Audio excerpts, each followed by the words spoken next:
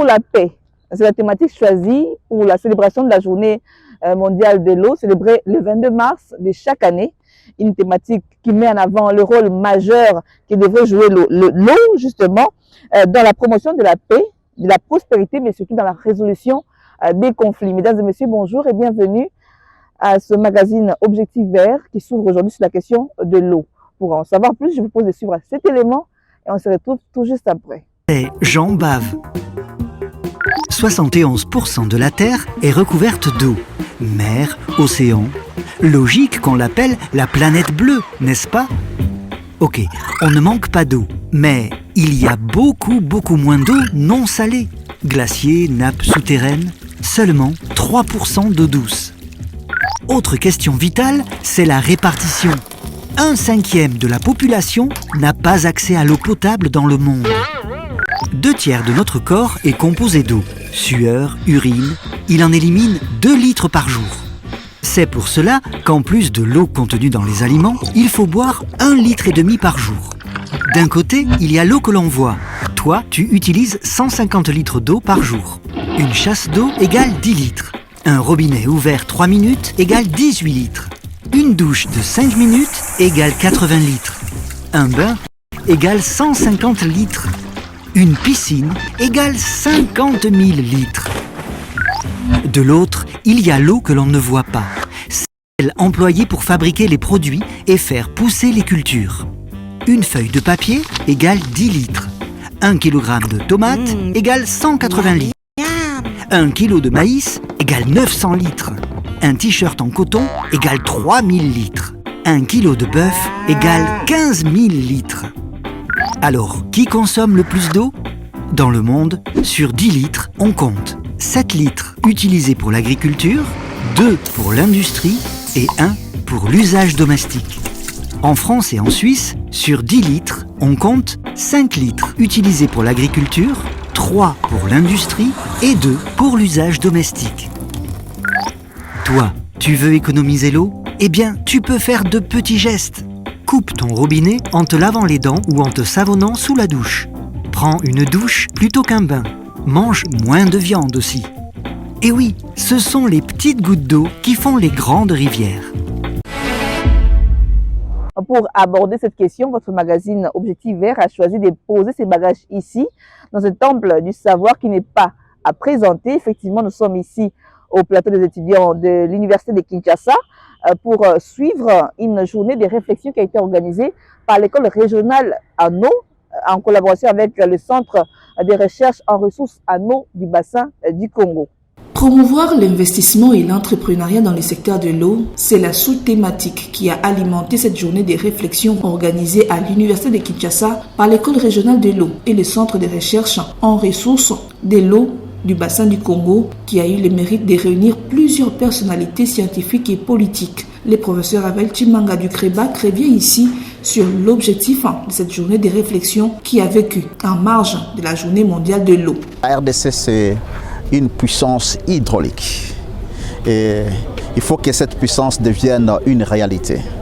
Pour que cela soit une réalité, il faut que nous puissions investir. Ceci a été l'objet de notre journée mondiale aujourd'hui, la manifestation que nous avons tenue à l'occasion de la journée mondiale de l'eau. Le coordonnateur du CREBAC a, lors de sa présentation, énuméré quelques défis à relever dans ce secteur, au nombre desquels la gestion des connaissances, l'utilisation rationnelle des sols, la gestion des inondices et s'agissant des opportunités dans ce secteur, les différents intervenants ont tour à tour proposé des pistes et des solutions telles que les PEJAB qui appuient les projets des jeunes dans les secteurs de l'eau, ou encore le professeur Bokona qui s'était fait représenter à ces assises en proposant dans sa présentation l'ouverture au partenariat public-privé dans les secteurs. Cette journée a permis aux différents étudiants de l'école régionale de l'eau, parmi lesquels des Marocains, les Guinéens ou encore les Nigérians, de présenter les résultats de leurs études, chacun dans sa spécialité. Aujourd'hui, j'avais présenté quelques résultats que nous sommes en train de travailler au niveau de l'école régionale de l'eau en ce qui concerne le service de navigation. Donc, ce sont des approches scientifiques pour améliorer le service de navigation par développer un modèle hydraulique, hydrodynamique, donc qui tient compte de beaucoup de paramètres, des mesures de terrain bien sûr, des données satellitaires ainsi que la morphologie et les conditions hydrauliques et hydrologiques du bassin du Congo. La remise des diplômes à quelques finalistes s'étant démarqués des autres à travers les résumés de leur travail dans un poster à sanctionner. Cette journée organisée par l'école régionale de l'eau qui est ouverte à plusieurs pays d'Afrique dans quelques filières dont celle de la gouvernance de l'eau. Alors, cette journée de réflexion qui a été organisée à marge de la journée de la célébration de la journée mondiale de l'eau avait pour sous-thème promouvoir l'investissement et l'entrepreneuriat dans le secteur de l'eau en République démocratique du Congo. C'était l'occasion pour plusieurs scientifiques, plusieurs ingénieurs, plusieurs en tout cas intervenants dans les différents secteurs de l'eau, d'intervenir, de participer, d'échanger et de proposer des pistes de solutions pour relever les défis justement dans ces secteurs.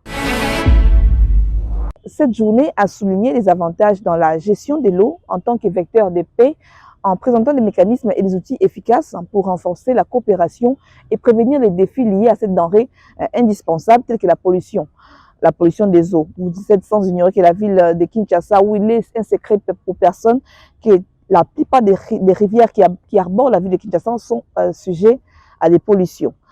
Parmi les étudiants et les étudiantes qui sont venus pour étudier dans cette école régionale en eau, il y a une jeune dame, une Guinéenne, qui a fait son étude, qui a mené ses études, j'allais dire, sur la rivière Njili, ici à Kinshasa. Et nous vous proposons de suivre ce qui a été l'essentiel de son étude, mais également les résultats qu'elle a obtenus, qui peuvent être dupliqués justement sur les autres rivières qui parcourent la ville de Kinshasa, afin de trouver une solution durable à ces problèmes de pollution. Aujourd'hui, nous avons cette stratégie bien établie, même si nous n'avons pas eu l'opportunité à cause du temps de présenter ce tableau, un long tableau qui détaille chacune de ces actions, les Resources Directed Measures et les Sources Directed Controls, pour les 5 classes.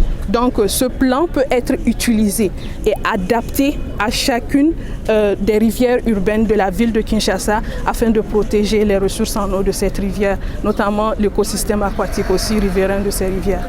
Et entre autres défis auxquels sont confrontés les pays, il y a le faible accès à l'eau potable pour la majorité des Congolais, alors que la RDC détient deux tiers, j'allais dire, des eaux du bassin du Congo. D'après Maître Mokabi, un des intervenants à cette journée des réflexions, il faut encourager les investissements dans le cadre des partenariats publics-privés dans le secteur de la vente de l'eau à boire ici, non seulement à Kinshasa, mais également partout en RDC. Les défis de la navigation figurent également parmi les opportunités en investissement dans le secteur de l'eau. En effet, la ville de Kinshasa est sujet à des bouchons interminables, et cela au regard de l'état de dégradation très avancé des infrastructures routières et des constructions anarchiques qui pullulent dans la capitale. Et le développement de voies de communication fluviales pourrait être la solution à la fois économique et sociale, d'après l'ingénieur Mokango, ancien directeur technique à la régie des voies fluviales. Nous pouvons cibler par exemple la rivière Njili, la rivière Nsele. Il suffit de travaux d'entretien pour que ça soit navigable sur une centaine de kilomètres. Comme ça, les populations qui font le pied pour quitter leur lieu de résidence pour sortir sur les grandes routes pour attraper les transports, pour être déjà transportés de ces côtés-là et aller en ville. Et pourquoi ne pas penser aussi mettre en place un trafic qui ferait le centre-ville et Maluku. C'est à peu près 50 km, mais si on a des canaux de 25 personnes avec des moteurs puissants, on peut mettre à la montée 2 heures du temps, à la descente 1 heure du temps. On est arrivé. C'est pratiquement le nombre d'heures que nous perdons sur la route en train de circuler centimètre par centimètre. Donc là, il n'y a pas de bouchon. Sur le voie fluviale, c'est ça l'avantage aussi, il n'y a pas de bouchon. Donc on peut naviguer calmement, mais c'est question que les travaux soient entrepris en premier lieu avant de lancer ces unités dont on pourra mettre en place pour desservir les populations qui habitent un peu plus loin. À ce jour, d'aucuns estiment que l'eau devrait être traitée d'une part comme un bien économique et d'autre part comme un élément de prévention des conflits. La RDC fait face à des flux migratoires tels que celles des éleveurs Bororo et pourtant les experts alertent que la perte saisonnière, les pertes saisonnières, j'allais dire, sur l'ensemble du bassin du Congo s'évaluerait à hauteur de 394 milliards de dollars américains. Pour concilier le vu entre le besoin économique mais également les besoins de conciliation ou de prévention des conflits, le professeur Raphaël Chimanga, avec qui nous avons échangé, revient sur tous ces détails. Alors, professeur, dites-nous, la journée mondiale de l'eau qui célèbre le monde entier ce 22 mars est axée sur le thème « L'eau pour la paix ». Okay? Alors, vous, dans votre présentation d'aujourd'hui, vous avez parlé des flux migratoires, vous avez fait allusion au fait que l'eau pourrait permettre de résoudre des problèmes de conflits. Nous savons que dans la province de Haute-Ouélé et du Bas-Ouélé, nous avons un flux migratoire des transhumants Bororo. Alors, comment est-ce que cette eau aujourd'hui peut non seulement être, comme vous me dit, un atout économique, mais également résolution des conflits? D'une part, on veut gagner de l'argent avec l'eau, mais d'autre part, on veut qu'on puisse résoudre, on veut qu'il n'y ait pas de conflit. Comment concilier les deux vues? Pour concilier les deux vues, c'est que nous devons permettre un partage équitable des ressources. Okay. Quand on parle d'un partage équitable, c'est contenir des besoins. Alors, quels sont nos besoins actuels, quels sont nos besoins futurs? Et nous devons évaluer ce qui est disponible, qui peut contribuer à nos besoins actuels et nos besoins futurs, et voir si nous pouvons dégager l'excédent. Et si nous pouvons dégager l'excédent, c'est que nous pouvons allouer cet excédent-là aux besoins des autres peuples, tels que ceux qui sont vers le nord, qui ont besoin de l'eau. Ça, maintenant, c'est ce que nous sommes en train de voir, d'envisager comme partage équitable de nos ressources. C'est que ceux qui viennent nous envahir, ils ont les besoins. C'est les besoins de l'eau. Oui. Voilà. Comment est-ce que, en tant qu'experts scientifiques, nation, nous devons avoir un système de pensée qui nous permet de pouvoir envisager l'avenir et analyser les scénarios et voir comment est-ce que nous pouvons répondre à certains besoins qui se posent, mais qui sont des besoins réels, des besoins humains. Parce une chose est d'aider les autres, parce que c'est une ressource que nous devons partager, mais une autre est d'en gagner, c'est vraiment des bénéfices, d'en tirer profit, comme on dit. Exactement. Vous avez me dit que c'est un atout économique. Donc, nous devons savoir tirer profit de notre eau. Exactement. Alors, comment faire? Oui, c'est ça. C'est que quand on parle même de système de partage de l'eau, de transfert de l'eau, c'est qu'on voit des bénéfices. Voilà. Ceux qui ont besoin de l'eau, c'est qu'ils doivent acheter cette eau. Ok. Voilà. Ils doivent acheter cette eau. C'est pourquoi je reviens toujours à ce que je dis, l'eau douce a une valeur économique. C'est qu'ils doivent être capables, c'est qu'on ne va pas donner l'eau gratuitement, parce qu'il y a la notion de territorialité qui s'impose, des ressources territoriales. C'est une ressource territoriale qui appartient à la RDC et d'autres pays riverains du bassin du Congo. Comment est-ce que ces pays peuvent s'organiser pour vendre de l'eau à d'autres pays, tout en tenant compte de leurs besoins actuels et de leurs besoins futurs? S'il y a lieu de pouvoir dégager les excédents et voir comment cet excédent peut être utilisé pour les besoins commerciaux. Des autres. Voilà, oui. Vous avez parlé de gaspillage, vous avez parlé de pertes saisonnières, Exactement. Vous avez évalué les chiffres à 394 milliards de dollars par an. Pourquoi ce calcul-là? C'est vraiment un calcul simple, brut. C'est qu'aujourd'hui, les gens qui utilisent la technologie de désalinisation de l'eau, qui occupent les zones côtières, c'est que ces gens-là utilisent en moyenne 0,5 $, par mètre cube d'eau désalinisée. Voilà. Alors, nous avons calculé des pertes saisonnières qui s'évaluent, n'est-ce pas, pendant la période des crues, par exemple, le mois de novembre, le mois de décembre, le mois de janvier, n'est-ce pas? Nous avons des pertes saisonnières, par exemple, en novembre-décembre 2023, nous avions atteint environ 79 000 mètres cubes qui nous ont inondés, qui nous ont créé des problèmes et qui sont partis aussi dans le fleuve. C'est là ce que j'ai dit, il faut un système de pensée. Est-ce qu'il faut que cette eau-là nous cause des problèmes? Il faut que cette eau-là soit perdue. Est-ce que nous pouvons penser, investir pour pouvoir gérer l'excédent et l'utiliser pour des besoins commerciaux? Voilà un peu la notion de gestion de l'eau qui demande à ce que nous puissions nous investir. Nous puissions investir dans les infrastructures d'aménagement des bassins versants, dans les infrastructures de gestion des ressources en eau. Voilà. Un autre défi pour finir et vous vous libérer en tout cas pour la journée, c'est le défi lié à l'assainissement. Ah ouais. Vous l'avez dit vous-même lors de votre présentation aujourd'hui, cette eau est polluée, nos cours d'eau sont pollués. Que faut-il faire? Que faut-il dire aux Congolais pour qu'on puisse changer nos mentalités? Que faut-il faire pour que cette eau qui nous sert aujourd'hui des potoirs puisse réellement faire son travail? D'irriguer la ville par exemple. Madame, il y a la loi. La loi doit être appliquée. Nous prenons le code de l'eau, ou bien la loi de l'eau de 2015. Par exemple. Voilà, oui. Il y a le principe de pollueur-payeur. Oui. Voilà, oui. Tu pollues, tu payes. C'est ça. Il faut renforcer la loi. Il faut un cadre institutionnel pour pouvoir faire les suivis dans cela. C'est ça. C'est parce qu'il y a un laisser-aller. Il faut que les gens fassent leur travail. Les rivières sont polluées puisque la loi n'est pas appliquée.